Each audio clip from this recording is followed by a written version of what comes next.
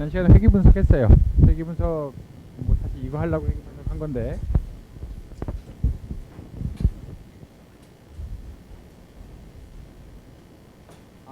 그다음 우선 숙제 오늘 내주고 다음 주 목요일까지 제출하세요. 숙제 오늘 밤에 공지할 테니 다음 주 목요일까지 제출.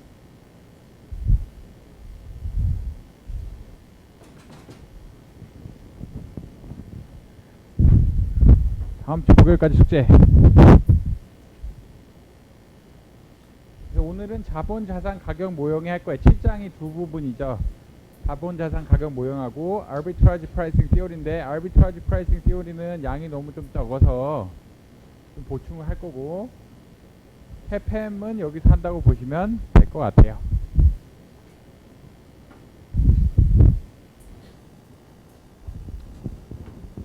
우리가 뭐 해왔는지 어제는 잠깐 화요일은 잠깐 빗나갔지만 뭐 해왔는지 잠깐 생각해 보면 투자자가 어떤 사람?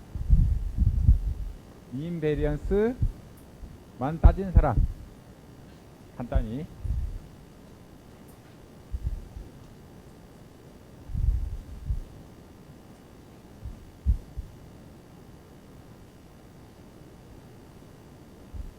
그럼 결론이 뭐라 그랬어? 결론 무슨 결론? 네, 옵티멀 포폴리오 초이스의 결론은 크게 두 부분인데 하나라고 얘기할 수 없고 옵티멀 리스크 포폴리오 뭐야?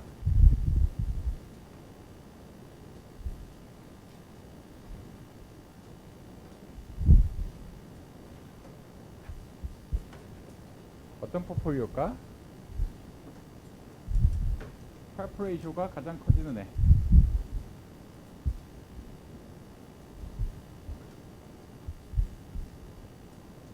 이거겠죠. 그 다음에 리스키하고 리스크 프리 믹스는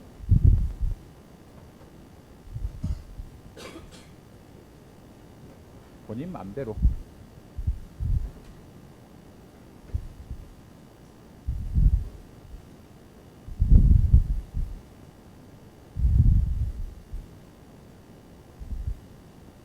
이 개인의 선택 문제야. 했죠. 결론 이거 아니야.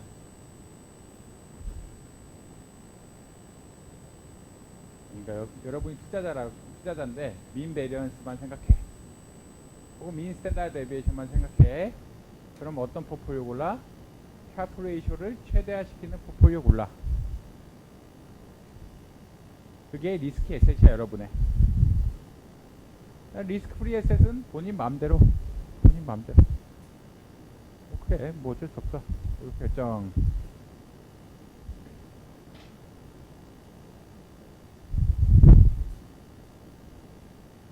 이게 끝이냐? 우리 얘기 안 한 거 뭐야? 리스크 프리 에셋의 수요와 공급이 어떻게 결정되느냐? 이런 거 얘기 안 했죠. 여기서 개별 사람들은 무위험 자산에 투자하기도 하고 혹은 무위험 자산으로 돈을 빌려서 위험 자산에 투자하기도 해. 근데 균형이 어떻게 되느냐 얘기 안 했어요. 무위험 자산의 수익률이 어떻게 결정되느냐 얘기 안 함.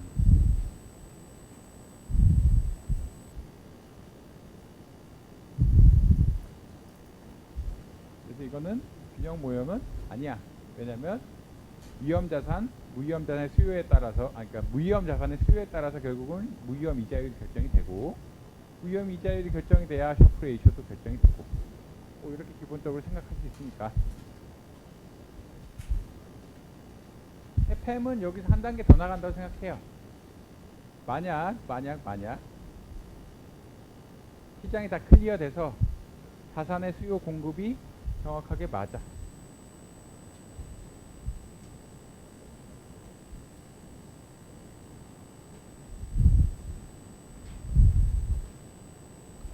근데 그렇다고 한들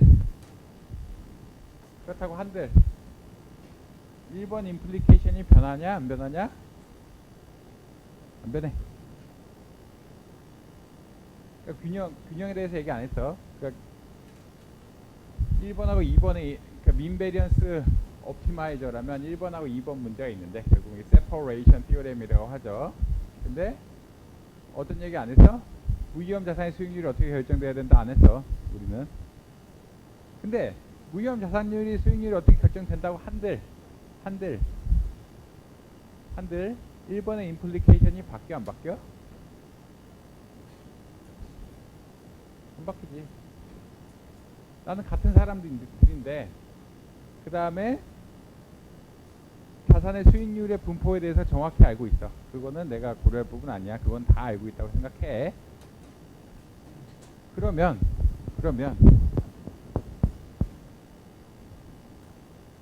2번을 균형, 1, 2번은 다 균형으로 맞는 시장의 수요와 공급이 있어서 무위험 이자율이 결정이 되고 그 다음에 샤프 레이쇼가 결정이 된다고 한들 1번의 임플리케이션이 바뀌어 안 바뀌어? 안 바뀌어. 모든 사람은 어떤 포트폴리오가 가져야 돼? 어떤 리스키 에셋을 가져야 돼? 하나의 리스키 에셋. 하나의 리스키 포트폴리오를 가져야 돼. 물론 그 사람들이 리스크 프리 레이트를 바꾸고 수요와 공급에 따라서 선호에 따라서 리스크 프리 레이트를 바꾸고 샤프 레이쇼를 바꿔서 그 지점이 어떻게 돼야 되는지는 사실 균형 조건에 따르면 바뀔 수도 있어.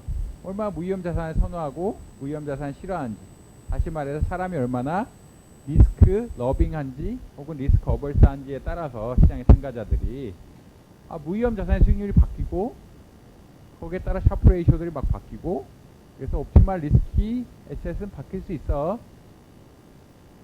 그렇다고 한들 모든 개인이 투자하는 리스키 에셋의 포트폴리오 바뀌어야 되느냐? 그건 아니야. 시장에 투자하는 리스키 에셋은 오로지 하나. 이게 자본 자산 가격 모형의 함의예요. 1번 함의. 어차피 자본 자산 가격 모형이란 거는 여러분들이 안 풀겠지만 민베리언스 투자자가 균형을 맞추면 시장에서 어떻게 선택을 해야 되고 이게 개별 자산의 기대 수익률에 어떠한 영향을 미칠 것이냐 하는 건데 1번은 안 변해. 물론 1번의 성격은 안 변해. 모든 사람이 결국 샤프 레이쇼를 맥시마이즈 하는 거를 몰라야 돼.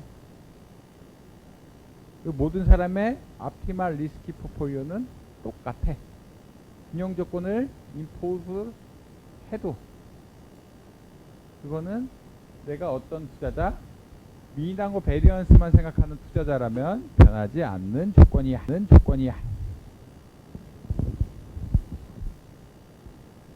그래서 시장 포트폴리오라는 게 등장하는데 텍팸에서는 모든 자산, 그러니까 모든 투자자들이 시장 포트폴리오를 리스키 에셋으로 가진다라고 얘기해요. 그 대표한 리스키 에셋의 이름이 시장 포트폴리오야. 이게 실제 시장 포트폴리오가 어떤 것이냐에 대해서는 논쟁이 많지만 자본 자산 가격 모형이 함의하는 것은 시장 포트폴리오가 있고 모든 사람은 이 시장 포트폴리오의 믹스를 바꾸진 않아. 그냥 시장 포트폴리오대로 갖고 시장 포트폴리오랑 무위험 자산의 비율만 바뀌어. 그게 함의예요. 왜냐면 균형 조건을 붙이든 안 붙이든 1번은 안 바뀌기 때문에 1번 성격은 전혀 바뀌지 않아. 투자자들이 동질적, 흔히 말해서 미래에 대한 기대도 갖고 투자 수익률에 대한 분포에 대한 어떤 모든 것이 같다고 하면은 1번 조건이 변하지 않는다. 그래서 우리가 시장의 균형을 찾는다고 해도 무위험 자산의 수익률의 균형 혹은 리스크 에셋의 균형 수요와 균형 공급을 찾는다고 해도 안 바뀌어. 1번 성격 안 바뀌어. 그래서 시장 포트폴리오란 얘기를 해. 근데 시장 포트폴리오가 뭔지 정확히는 잘 모르겠지만 우리는 그거에 대한 실증 분석을 할 때는 프록시 변수를 쓰고 어쨌든 캡팸의 함의 자체는 시장 포트폴리오가 있어서 모든 사람의 리스키 에셋 홀딩이 시장 포트폴리오다. 거예요. 심지어 균형 조건을 넣는다고 할지라도 변하지 않는다. 그래서 가정이 많이 들어가.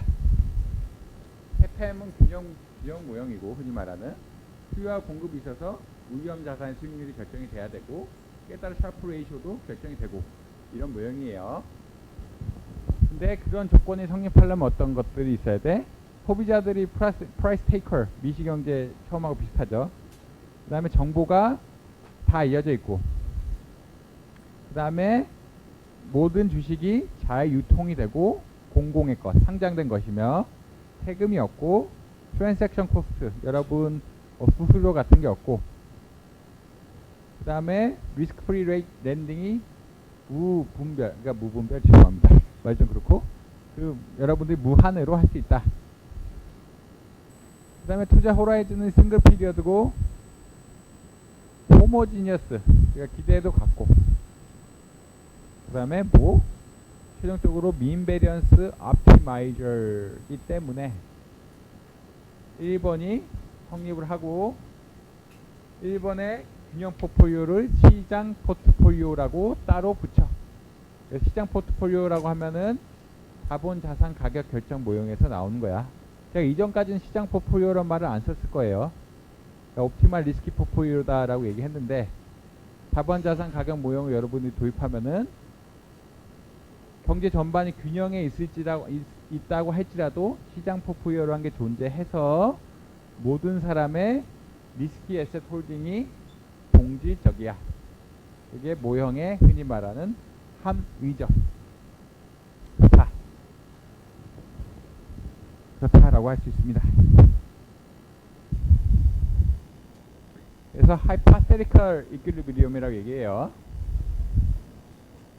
모든 투자자들의 리스키 에셋은 마켓 포트폴리오다. 모형이 맞다고 하면 당연히 마켓 포트폴리오는 이피션 프론티어에 있고 샤프 레이쇼가 극대화되는 지점이고 옵티멀 포트폴리오다. 그래서 마켓 포트폴리오라는 말이 처음 나올 텐데, 이게 자본자산 가격 모형의 함의에서 나온 거다라고 보시면 됩니다. 그러한 자본자산 가격 모형은 모든 투자자들이 동질적인 동일한 옵티멀 리스키 포트폴리오를 가져야 되는데, 그 이름이 시장 포트폴리오예요. 마켓 포트폴리오라고 하는 거예요. 이게 어려운 내용은 아니고 말로 그렇다. 풀어봤더니 그렇다는데 뭐 어떡하겠어요.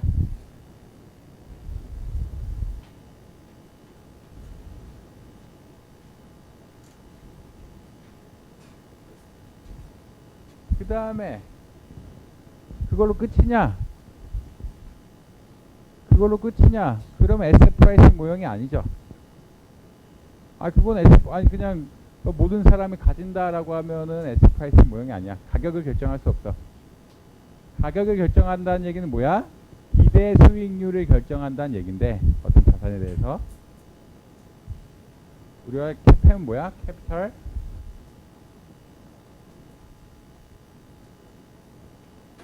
에셋 프라이싱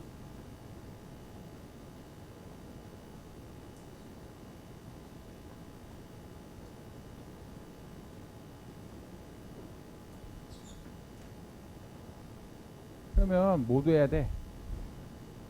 개별 자산의 가격도 결정할 수 있어야 돼. 아니야?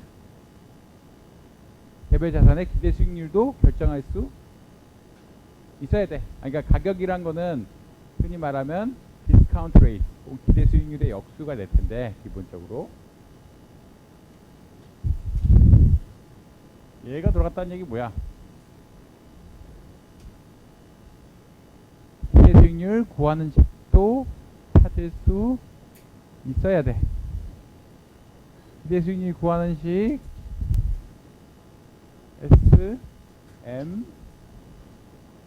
SML이라고 얘기해요. 시큐리티 마켓 라인, 제가 PDF 하나 올려놨어요. 봅시다. 어떻게 구하느냐에 대해서 간단히 얘기할게요. 간단히. 이게 그러니까 뭘 해야 되는지는 알겠죠? CAPM의 함의 자체는 민베리언스 옵티마이저의 함의 자체는 일단 모든 사람이 동질적인 옵티말 리스키 에셋을 가진다는 얘기예요. 그렇다면 이 것의 개별 자산의 기대 수익률에 대한 함의가 뭐냐? 1번 조건이 개별 자산의 기대 수익률에 함의하는 게 도대체 뭐냐를 분석할 수도 있어야 될 거예요. 그 관계가 결국은 기대 수익률을 결정해주는 Security Market Line이 나오게 됩니다. 증권시장선이라고 해요. 제가 이름이 헷갈리는데 한국말 이름이 Security Market Line이라고 해요. 포인트는 하나예요.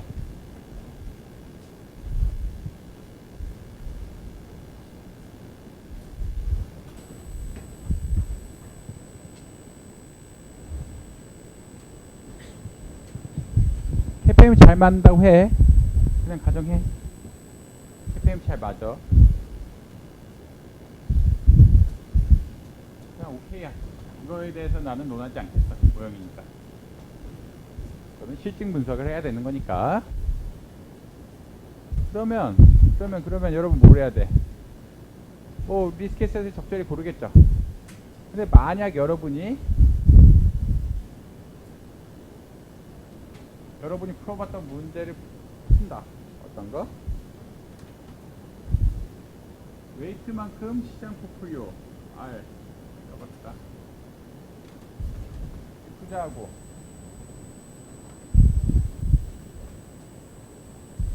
(1-W만큼) 개별 자산. B는 시장 포트폴리오고 수익률, A는 개별 자산의 수익률이에요. 이런 문제를 풀어야 돼. 여러분들이 일단 CAPM이 맞다는 가정하에서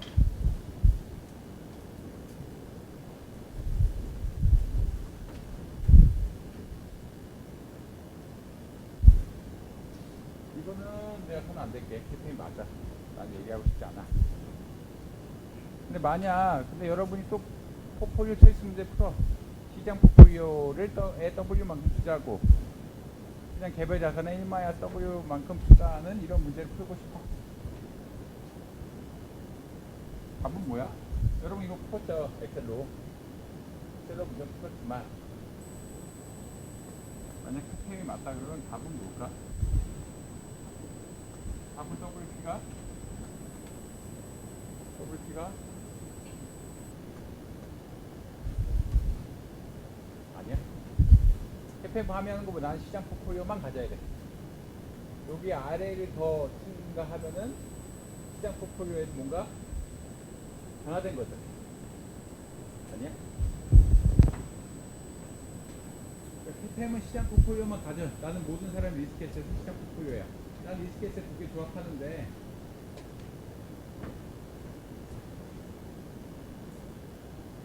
그래서 옵티말이 뭔지 찾고 싶어. 근데 CAPM이 맞다 그러면 옵티말은 늘 WP가 나머지는 빵. WP가 RA, RB, RC, RD 뭐 이런 식으로 시장의 전체 자산으로 구성된 거긴 하지만 내가 RP랑 포트폴리오 수익률, 그러니까 시장 포트폴리오 수익률하고 어떤 자산의 수익률을 믹스한다고 하면은 만약 이 자산을 더 가지게 되면 나는 그만큼 시장 포트폴리오에서 벗어난 거야. A 자산을 더만큼 가지니까 시장 포트폴리오에 A 자산을 10%만 가지라고 했는데 요게 뭐 15% 더 투자해. 그럼 벗어난 거야. W P는 1이기 때문에 요쪽이 0이어야 되는 조건을 뭐야?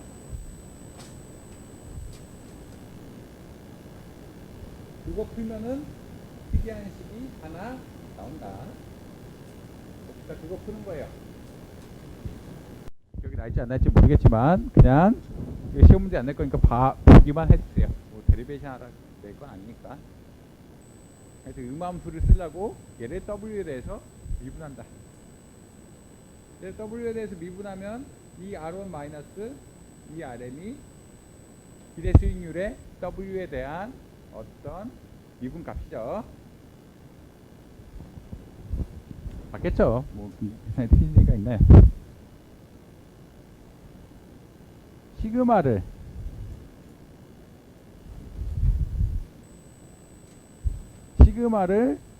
미분하려 한다.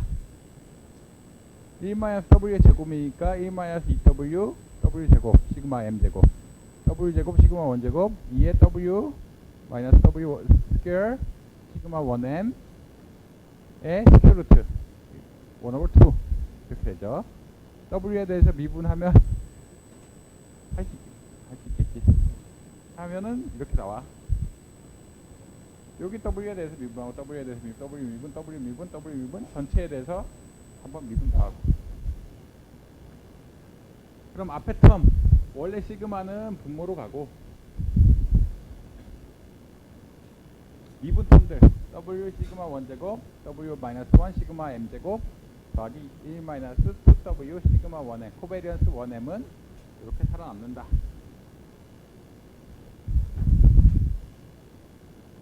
하여튼 구했어. 왜 구하는지 조금 이따 알려줄게.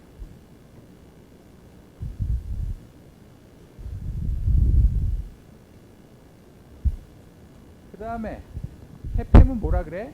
이 W가 0이다. W0 W0이야.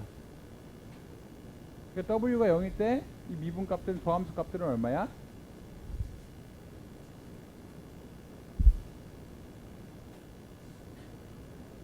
마이너스 1 시그마 m제곱 플러스 시그마 1m 코베리언스. 그 다음에 시그마는 시그마 m으로 변해. 왜냐면 w가 0이었으니까. 일단 포포요의 표준 편차 원래 시그마 m제곱이고 시그마 1m 코베리언스 R1 RM 이렇게 씁니다. 그렇다면 음함수니까 이게 미분한 거는 나눠주면 되겠지. 그래서 기대 수익률을 이 시그마로 나눠준 거 W는 0일 때 그 값은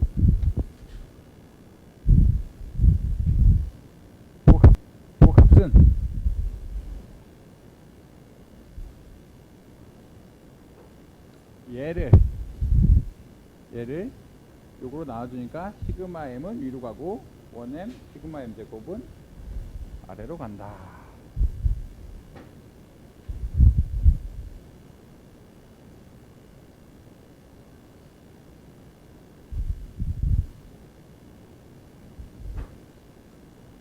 요거 구할 수 있지. 요거까지는 어찌됐든 구했어.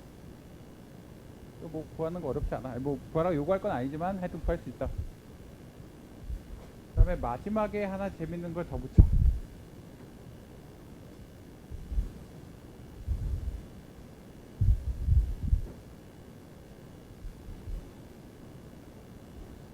기대 수익률 하고 표준 편차 관계인데, 여러분이 기대 수익률을 표준 편차에 대한 도함수로 구하면 뭐야? 해팸이 맞다면? 이게 옵티멀 리스크 포트폴리오인데 기대 수익률하고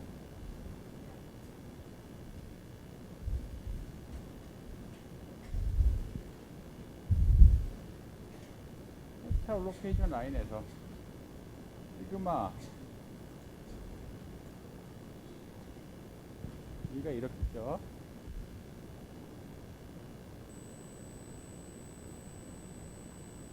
요 기울기? 이게 뭐야? 갑자기.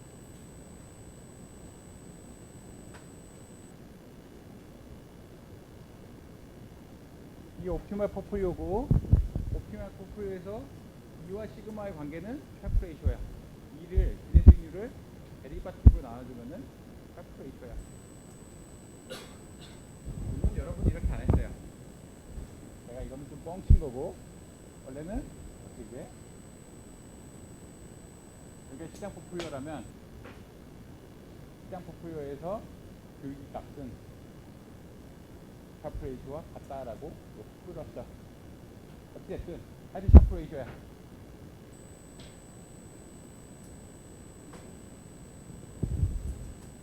그래서 스캅 레이쇼 뭐야? 시장 수익률 마이너스 RF 그만해.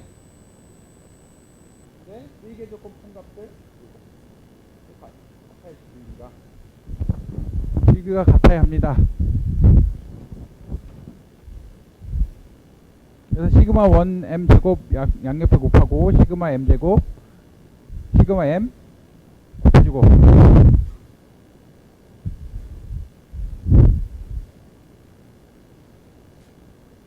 그 다음에 시그마 m 제곱에 관련해서 정리를 좀 하고 일단 시그마 m 곱해주고 시그마 1m 마이너스 시그마 m 제곱 곱해줬죠. 그렇죠.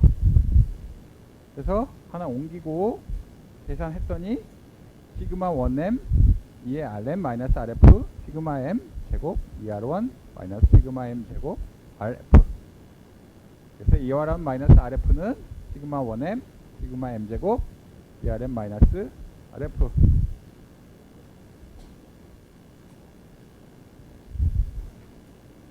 얘 저번 시간에 배웠을 텐데. 시그마 1m은 뭐라고 정했어? 코베리언스?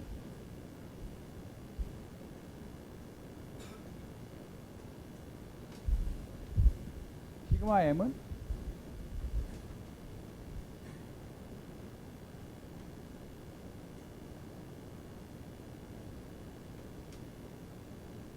얘 어제 봤는데 화요일날 어제는 아니고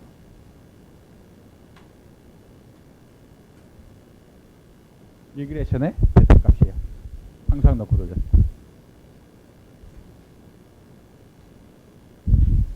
그래서 베타라고 해. 그래서 개별 자산의 기대 수익률은 베타 마켓 리스크 프리미엄. 이거 몰라도 되지만 설명을 해드리는 거예요. 뭐 시험에 내지는 않을 거예요. 이거 뭐 증명하러 낼 건 아니니까. 왜 그렇게 되는지는 알겠죠. 그래서 개별 자산의 기대 수익률을 구해야 우리는 프라이싱을 한 거라고 할 수 있을 텐데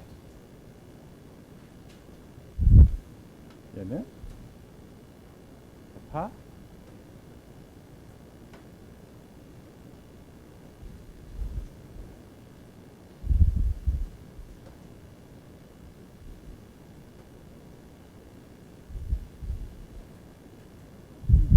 내가 풀었더니 그래. 뭐 별거 한 거 아니에요. 내가 옵티멀 포트폴리오 IP가 늘 1이다 혹은 개별 자산의 웨이트는 0이다 라고 놓고 풀었더니 베타식이 나와. 얘를 뭐라 그래?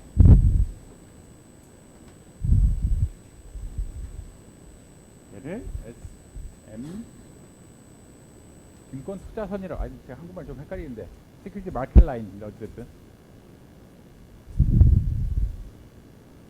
그래서 개별 자산의 초과 기대 수익률은 베타 ERM 마이너스 RF. 베타 어떻게 구해? 리그레션. 리그레션 숫자네 완전히. 정확하게 리그레션인데 뭐 베타 리그레션. 리그레션 통해서 구하면 돼. 그리고 알파가 캐페이 맞다면 알파 뭐야? 빵. 알파는 초과 수익률 없어. 초과 수익률이 나면 안 되겠지. 여러분 다 균형에 있고 시장 포트폴리오 골라야 되는데 어떤 개별 자산이 초과 수익률이 있어. 그럼 개별 자산에 몽창 투자할 거 아니야. 아니 뭐 상식선으로 여러분 캐팸이 맞다고 성립하면 이 문제 풀어. 맞다고 성립하고. 근데 알파가 있어. 어떤 초과 수익률이 계속 나. 그러면 알파 있는 데다 투자를 해야지. 바보가 아닌 이상이야. 그렇기 때문에 알파는 0이다.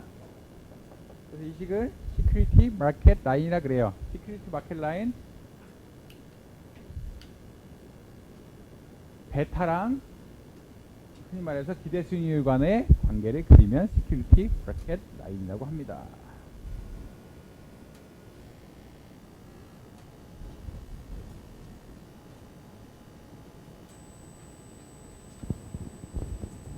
그래서 뭐 이렇게 말이 복잡한데 얘죠, 얘.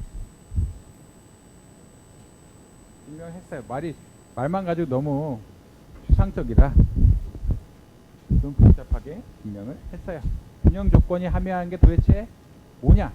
내가 아까 세퍼레이션 티오렘이 개별 자산 수요에서 함유하는 게 도대체 뭐냐 했더니 시큐리티 마켓 라인이 나온다. 그래서 여러분의 얼로케이션 어떻게 돼? 캐피탈 마켓 라인하고 somewhere 그 다음에 캐피탈 마켓 라인하고 이피션 프론티어 만나는 점, 거기가 마켓 포트폴리오.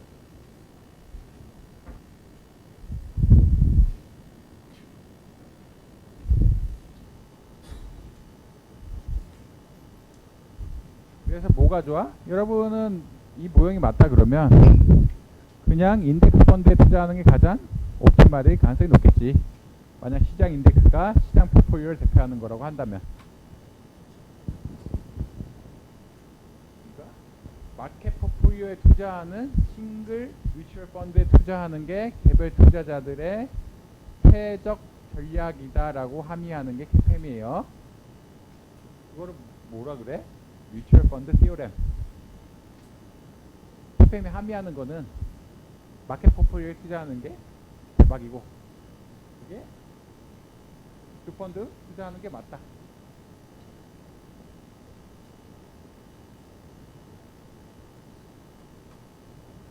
그래서 패시브한 게 옵티말이야. 얘는 변함이 없어.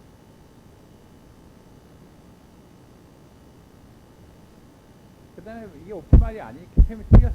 뭐 틀렸다고 말하긴 그렇지만 캐팸이 잘 맞지 않으니까 뭘 하겠죠. 그래서 시큐리티 마켓 라인을 한번 그려보고 알파가 진짜 있는지 없는지 한번 체크를 해보는 거야. 사람들이. 물론 알파가 있겠죠. 웬만하면. 그런 과정을 지나가. 그러니까 사람이 패시브, 그러니까 캐팸은 경제학 모형이에요. 모형에 따르면 모든 시장 참가자들은 동일한 포트폴리오를 가져야 돼. 근데 꼭 그렇지 않지. 꼭 그렇지 않으니까 사람들이 뭐 하는지 살펴본다. 뭐 하는지 살펴보는데 벤치마크가 되는 식이 뭐야? 예. 그래서 알파가 있는지 없는지부터 살펴보기 시작해야겠죠. 개별 자산들의 알파가 있는지 없는지, 알파가 시그니피컨트한지, 있다가 없어지는지, 이런 거 찾아봐야 돼.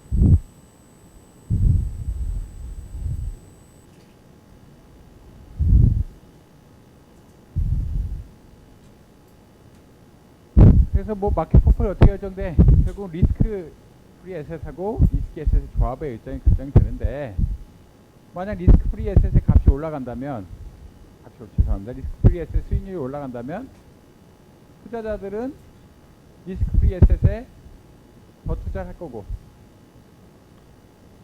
말을 바꿔봅시다. 여기 말은 좀 다르게 썼네. 만약 어떤 시장 포트폴리오 기대 수익률이 떨어진다면 투자자들은 리스크 프리 에셋에 더 많이 투자하게 될 거죠.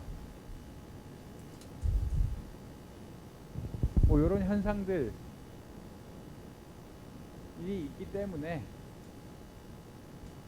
결국 뭐 시장 포트폴리오, 그러니까 우리가 시장 포트폴리오가 어떻게 결정되느냐에서 별반 얘기를 안 했는데, 시장 사람들이 얼마나 리스크 프리 에셋 수익하는가, 또 시장 포트폴리오의 수익률이 얼마나 나는가. 수익률이 그냥 난다는 문제는 아니고 수익률이 표준 편차, 시그마와 얼마나 관계가 있느냐, 이런 정도에 의해서 결정이 될 거다라고 얘기하는 거 되게 두리뭉실하게 얘기하고 있어요. 왜냐하면 여러분들이 안 풀었기 때문에. 여러분은 안 풀었어. 그러니까 손으로 풀지 않았기 때문에 모형을 문제가 두리뭉실해요. 근데 뭐 그렇다. 사람들이 리스크 어벌전이 크면 어떻게 돼? 무위험 자산의 선호가 늘게 되고, 그럼 뭐가 바뀌겠죠? 리스크가 커지면 무위험 자산의 수요가 늘고 뭐가 바뀔 거야? 시장의 초과 수익률, 마켓 프리미엄은 어떻게 결정되느냐? 이러한 수요와 공급에 의해서 적절히 결정이 되게 된다. 근데 여러분은 개념적으로만 알지 잘 몰라. 어떻게 알아 이거를? 얘기할 수는 있겠죠. 얘기할 수는 있어. 말로 얘기할 수 있지만 뭐 미분값을 구한 건 아니기 때문에 정확한 얘기는 할 수 없다. 그 다음에 SML. 그래서 우리가 CAPM 임플리케이션 봤더니 요게 더 중요할 수 있어. 개별 자산의 수익률은 혹은 개별 자산의 초과 수익률은 베타 하고 시장 수익률, 시장의 초과 수익률 혹은 시장의 리스크 프리미엄 이렇게 해서 결정이 된다.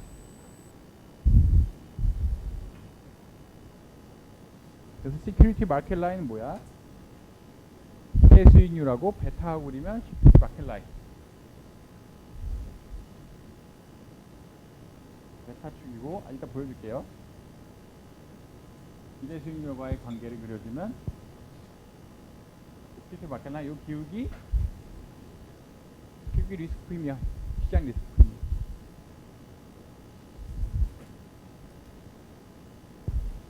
시큐리티 마켓 라인이라고 하면은 CAPM이 이론적으로 하면은 개별 자산의 기대 수익률인데,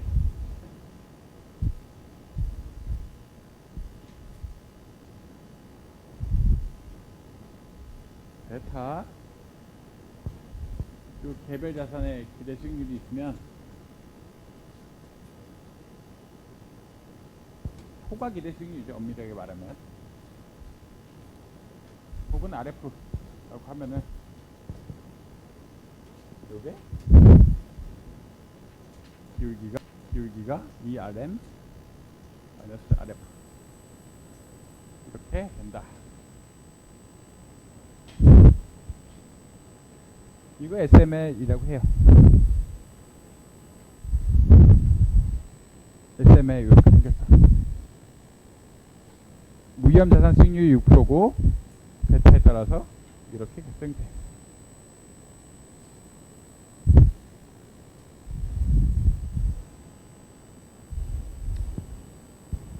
그건 그거고, 그건 그거야.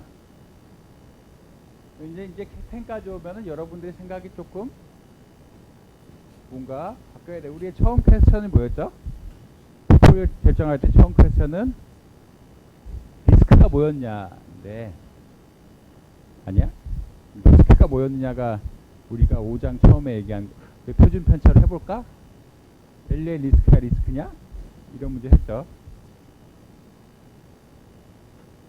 25은 뭐야? 리스크?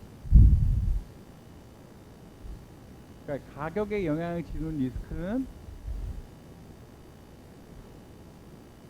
시장의 기대 수익률이 일단 있겠고,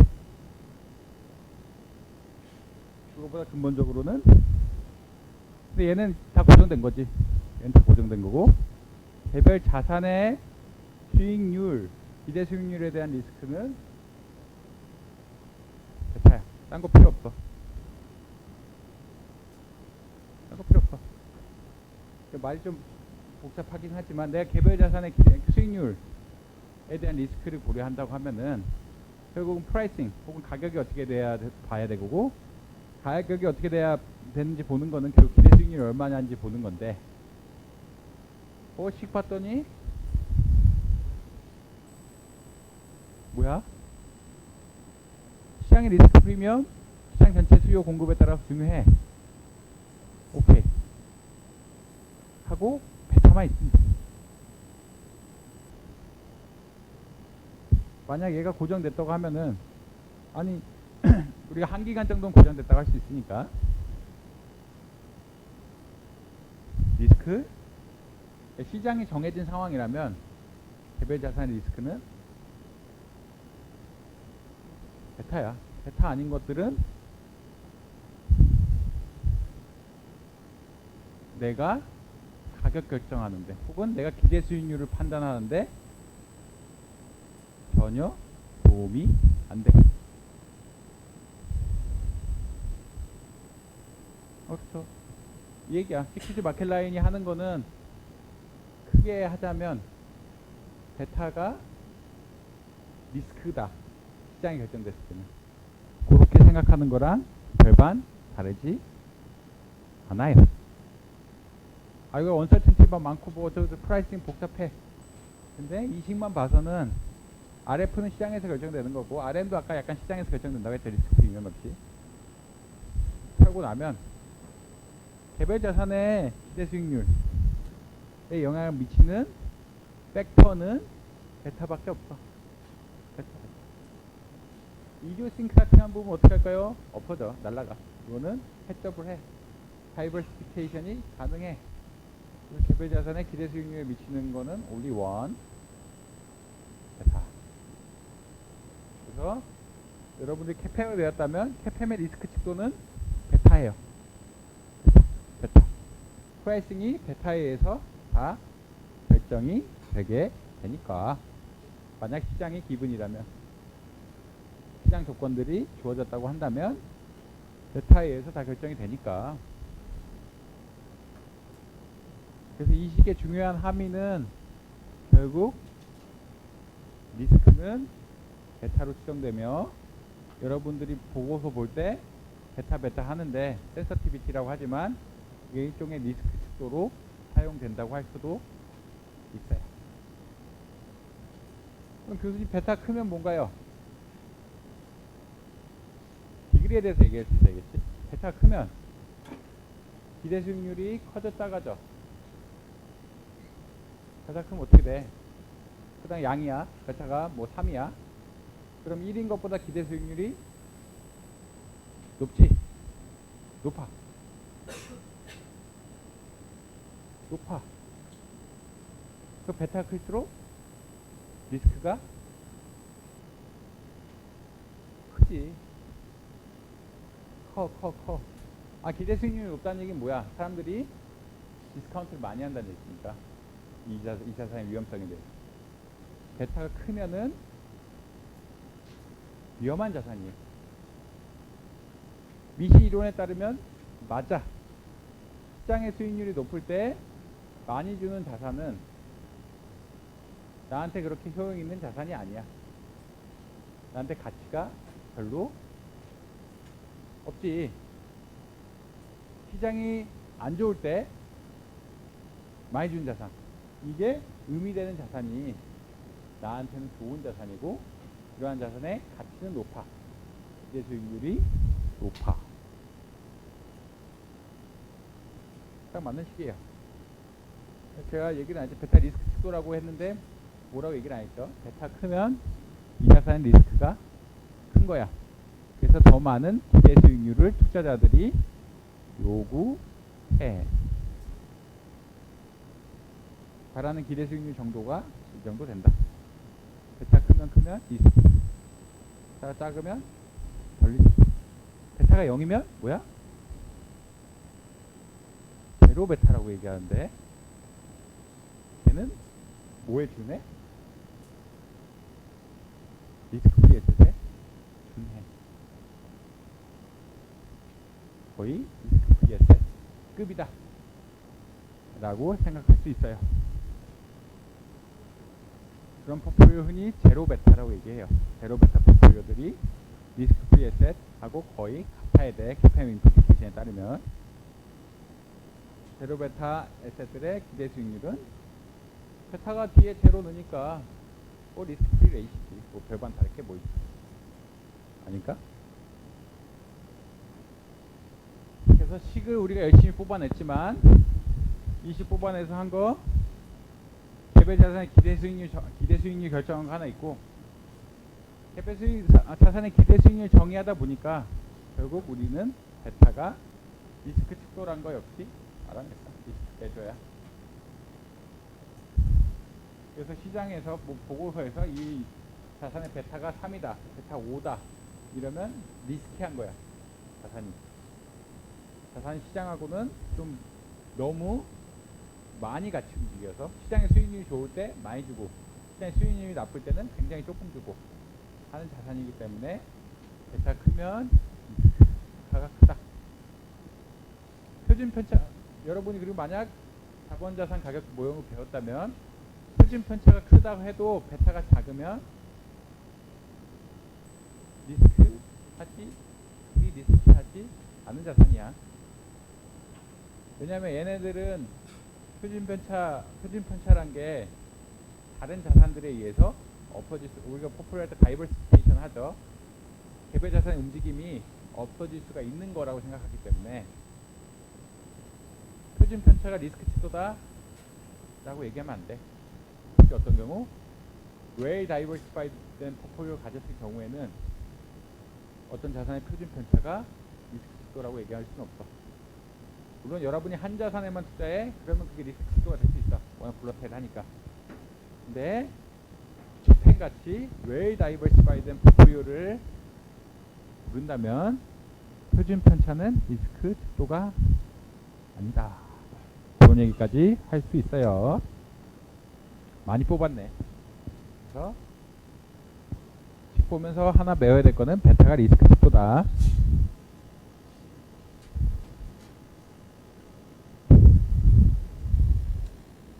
그 다음에 기별 자산을 그려보면 베타에서 예측하는 부분이 있고 베타보다 넘는 부분이 있어. 이게 통계적으로 0보다 많이 크다 그러면 뭐 모형이 기각하는 거겠죠. 근데 어찌됐든 이 부분 알파가 생길 수 있다. 교수님 그럼 알파 어떻게 구했나요? 알파 어떻게 구했어? 여러분 배웠어. 알파인지 구할 수 있어.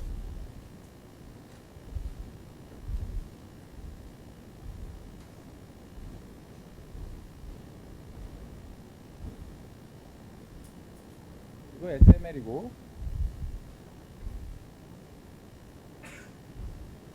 여러분 전 시간에 뭐 하나 배웠는데 SCL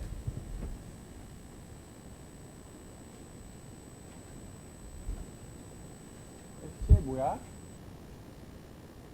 SCL은 기본적으로 SCL이 그리려면 일단 3포도가 있어야 돼. 캐피플라 마켓 이펙스 리턴하고 개별 자산의 이펙스 리턴 혹은 개별 자산의 수익률 간의 3포도.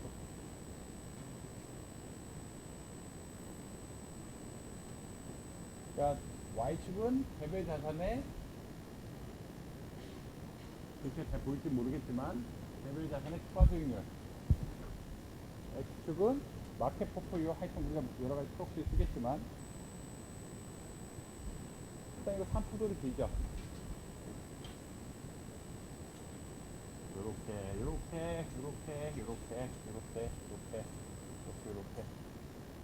요렇게 한다. 3포도 그리면 우리 뭐 했어 지난 시간에? 회귀 분석해.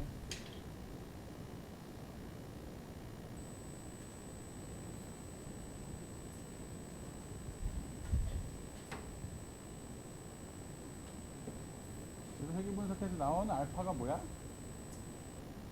여기 알파. 이 기울기?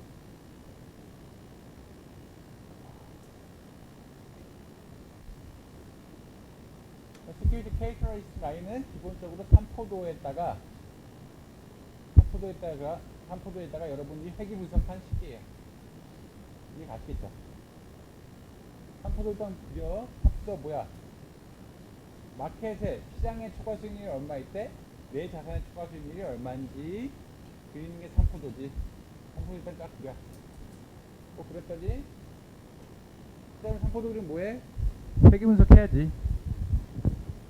회귀 분석하면은 뭘 구할 수 있어?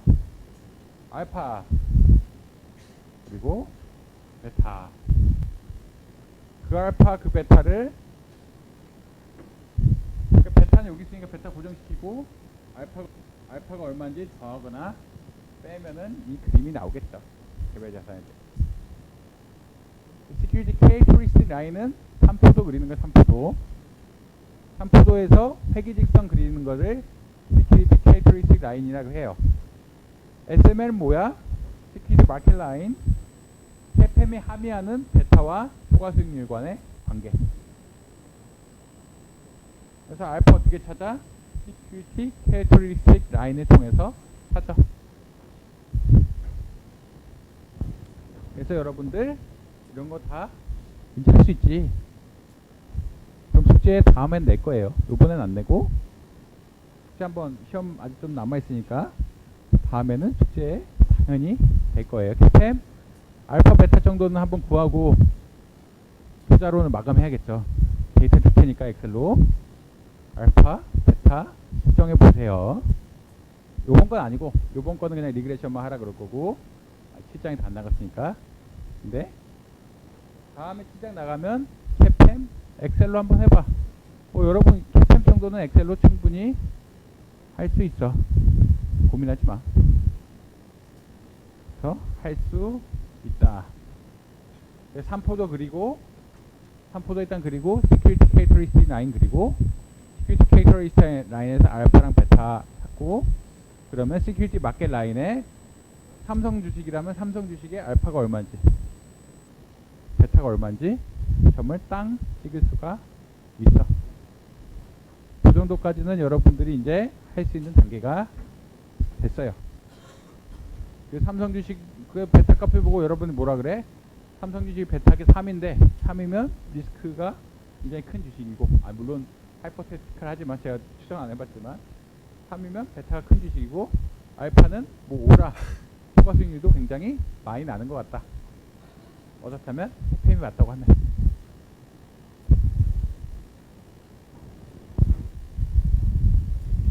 뭐 이런 식으로 답을 할 수가 있어요.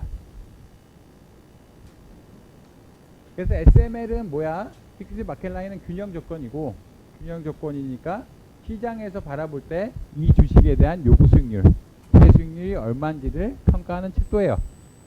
그래서 회사에서 어떤 여러분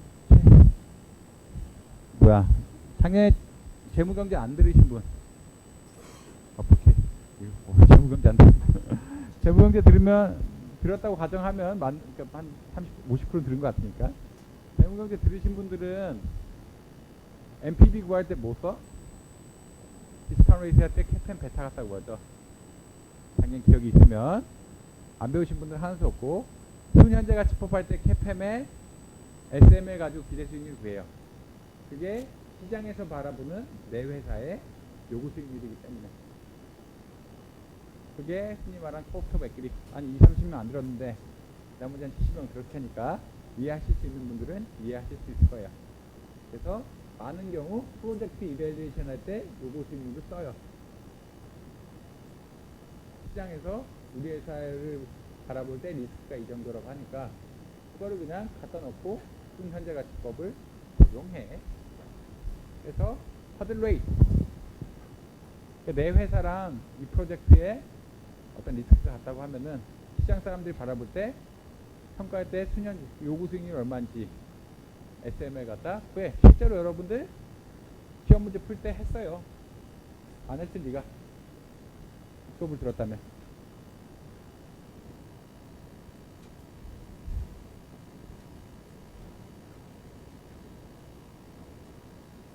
그래서 알파벳 어떻게 구하냐 결국 그게 퀘스천이 될 텐데 테스트 알파벳 구하는 거 그냥 익세스 리턴 넣고 익세스 리턴 넣고 마켓 익세스 리턴 넣고 알파벳 추정하고 올리면 돼. 왜냐하면 여러분들이 이미 시큐리티 캐릭터리스틱 라인을 배웠기 때문에 그리고 리그레션 배웠기 때문에 알파 베타 추정하는 거 문제가 안 될 거야. 그래서 히스토리컬 데이터를 갖다가 알파의 베타에 추정하고 이 알파의 베타의 기대 수익률이 얼마인지 한번 뭐 계산해 볼 수도 있어요. 알파이가 크면은 어떻게 보면 CAPM이 안 맞는 거고 뭐 CAPM보다 더 잘하는 걸 수도 있고 뭐 이렇게 여러 가지로 해석이 가능합니다. 그래서 알파이는 intercept Security Characteristic 라인의 intercept는 알파고 기울기는 베타. Security Market 라인의 intercept는 RF고 YZF는 RF고 기울기는 시장의 리스크 프리미엄. 두 개가 다르다. 잘 그려보세요. 오른쪽은 SML, 왼쪽은 SCL. 그래서 뭐해? 그냥 뭐 리그레션 돌리면 되지 뭐. 뭐 레지듀얼도 하면 되고. 이거 안 하려고 리그레션 가르친 거예요. 하면 돼. 그래서 구글 거 갖다 한번 해보자. 여러분 이런 거 한번 할 거예요. 다음 숙제 때 한번 해보자. 한 3개 시장 리스크랑 시장이랑 몇 개 가지고 한번 하면 돼요. 제가 데이터는 줄게 엑셀로. 리그레션 한번 돌려봐. S&P 500을 시장 포트폴리오로 하고 TBG를 리스크 프리 웨이시라고 하고 구글 거 해보자. 구글 거 알파 베타 구해보자. 알파 베타 구하려면 3포도부터 구해. 일단 뭐 3포도 구하기 전에 리턴이 어떻게 되는지 한번 봅시다. TB 리턴은 거의 안 변하고 S&P 500 리턴은 구글 거보다는 조금 덜 변하고, 근데 기본적으로 S&P 500이 파지티브일 때 구글도 파지티브야. 그 정도 관계는 알 수 있다. 큐뮬라티브 리턴스 구했더니 TB는 쭉 올라가고 구글은 크라이시스 이전까지 많이 벌었다가 한번 망했다가 다시 회복하고, S&P 500은 뭐 비슷한 패턴을 보이고. 여러분 할 거 뭐야? 결국 3포도지. 여러분 알파 베타 추정할 때는 시큐리티 캐릭터리스틱 라인 갖고 하는 거야. 시큐리티 캐릭터리스틱 라인 그리려면 일단 3포도부터 그리고 3포도 쫙 그려봤더니 수익률이 이렇게 되고,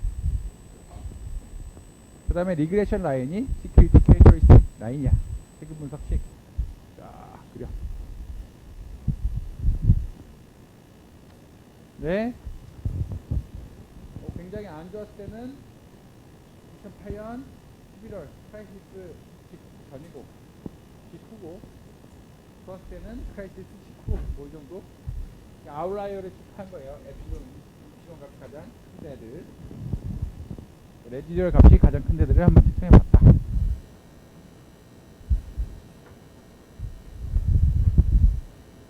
그래서 5년 동안 60만 쓰니까 5년 동안 해봤더니 아이스퀘어 0.347, 그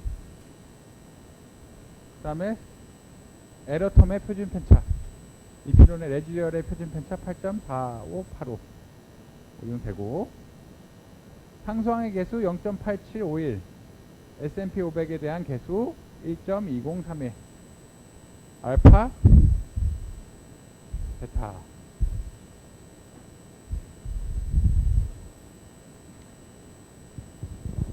얘는 P밸류 구해봤더니 뭐야? 뭐 알 사람 아니 뭐 요구하진 않을게요. P밸류 구해봤더니 0.4쯤 돼.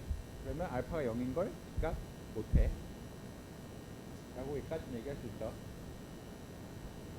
S&P 500 그 구글의 베타는 0은 아닌 것 같다 정도는 얘기할 수 있고, 뭐 하이퍼테시스 테스팅 이런 거 안 할 텐데 보기만 해주세요. 뭐.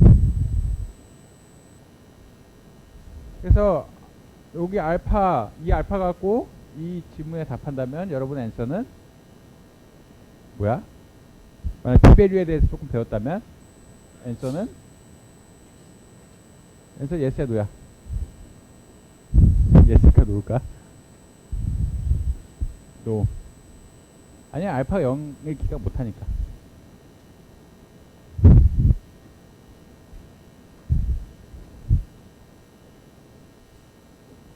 그 다음에 베타가 마켓 베타랑 시그니피칸트한 게 다른지 한번 계산해 봅시다. T가 T테스트 하는 건데 뭐 제가 하진 않을 거예요. 그러니까 물어보진 않을 거예요. T테스트를 배웠다고 한다면 여러분들이 추정값, 그 다음에 가설 검증값 빼기 추정값의 표준 편차, 표준 오차 하니까 T값이 0.94 정도 나와서 P밸류가 그렇지 않을 거예요. 그래서 거의 시장하고 같이 움직인다를 기각하지는 못해. 뭐 안 물어볼 거야. 안 물어볼 거야. 안 물어볼 거니까 넘어가고, 물어볼 만한 거는 이 정도? P밸류 보고 알파가 0인지 큰지 0인지 아닌지 이 정도지 뭐. 이거 하라. 하이퍼테시스 테스팅은 이 과목의 범위를 벗어나서. 근데 계량이나 통계학 배웠다면은 뭔지 알 수 있을 거야. 추정량의 값이 있고 가설값이 있고 차이를 추정량의 표준 오차로 나눠주면 통계량이 나오죠. 통계량 나오면 값이 1.94니까 이게 아마 2점까지 넘어가야 시그니피컨트하게 크다라고 나오는데 그러지 못하니까 기각. 그러니까 알파는 0을 기각 못하고 베타도 0을 기각 못한다. 그래서 알파 베타 어떻게 구해? Security Characteristic 라인을 통해서 구해.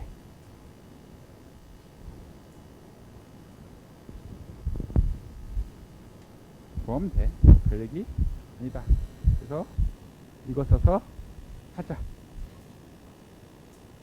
그래서 오늘 수업 여기서 정리할 건데 간단히 생각해 봐요.